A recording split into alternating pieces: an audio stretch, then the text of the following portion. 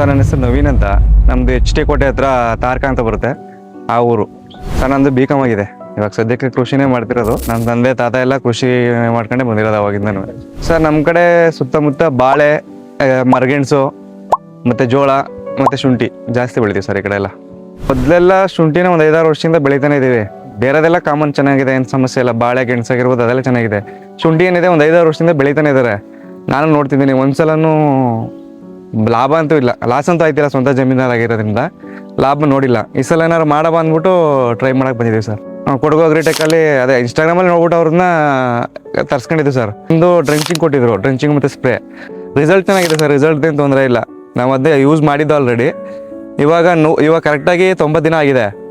ಇವಾಗ ಒಂದು ಡ್ರೆಂಚಿಂಗ್ ಕೊಡ್ತೀನಿ ಅಂತ ಹೇಳಿದ್ದಾರೆ ಸರ್. ನೋಡುವ ಸರ್, ರಿಸಲ್ಟ್ ಚೆನ್ನಾಗಿದೆ ಸರ್, ಏನು ಪ್ರಾಬ್ಲಮ್ ಇಲ್ಲ ಸರ್. ಆರ್ಗ್ಯಾನಿಕ್ ಫಾರ್ಮ್ ಅಂದರೆ ಅದು ಲಾಂಗ್ ಟರ್ಮು. ಈ ಮಾಮೂಲಿ ಏನಿದೆ ಅದೆಲ್ಲ ಶಾರ್ಟ್ ಟರ್ಮು. 15 ದಿನಕ್ಕೋ ಇಲ್ಲ 20 ದಿನಕ್ಕೆ ಸ್ಪ್ರೇ ಆಗಲಿ ಡ್ರೆಂಚಿಂಗ್ ಆಗಲಿ ಕೊಡ್ತಾನೆ ಇರಬೇಕು. ಈ ಕೊಡಗು ಅಗ್ರಿಟೆಕ್ ಅವರು ಪ್ರಾಡಕ್ಟ್ ಏನಿದೆ ಅದು ಲಾಂಗ್ ಟರ್ಮ್ ಇರೋದ್ರಿಂದ ರಿಸಲ್ಟ್ ಚೆನ್ನಾಗಿ ಸಿಗುತ್ತೆ ಸರ್. ನಾವು ಸರ್ ಕೆಮಿಕಲೇ ಮಾಡ್ತಿದ್ದು. ನಮ್ಮ ಫಾದರ್ ಆಗಿರ್ಬೋದು ಲಾಸ್ಟ್ 5-6 ವರ್ಷದಿಂದ ಕೆಮಿಕಲಲ್ಲೇ ಮಾಡ್ತಾವ್ರೆ, ಬಟ್ ರಿಸಲ್ಟ್ ಏನಿಲ್ಲ.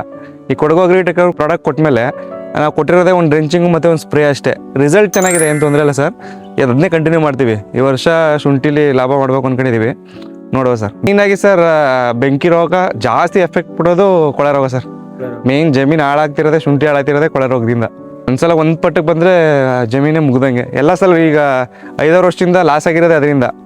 ಜಮೀನು ನಮ್ಮದೇ ಆಗಿರೋದ್ರಿಂದ ಲಾಸ್ ಅಂತ ಎಲ್ಲೂ ಕಾಣಿಸಿಲ್ಲ, ಲಾಭ ಬಂದಿಲ್ಲ ಅಷ್ಟೇ. ಖರ್ಚಿಗೆ ಏನೈತೆ ಅಷ್ಟೇ ಮೇಂಟೈನ್ ಆಯ್ತಿತ್ತು. ಈ ವರ್ಷ ಚೆನ್ನಾಗಿ ಬೆಳಿಬೇಕು ಅಂತ ಅಂದ್ಕೊಂಡಿದ್ದೀವಿ. ಇವ್ರು ಕೊಡಗು ಅಗ್ರಿಟೆಕ್ ಅವ್ರು ಕೊಟ್ಟಿದ್ದಾರೆ, ಅದು ಚೆನ್ನಾಗಿ ರಿಸಲ್ಟ್ ಬರ್ತಿದೆ ಸರ್. ಇನ್ನು ನೆಕ್ಸ್ಟ್ ಕಂಟಿನ್ಯೂ ಮಾಡ್ತೀವಿ, ಏನಾಗುತ್ತೆ ನೋಡ್ಬೇಕು ಸರ್.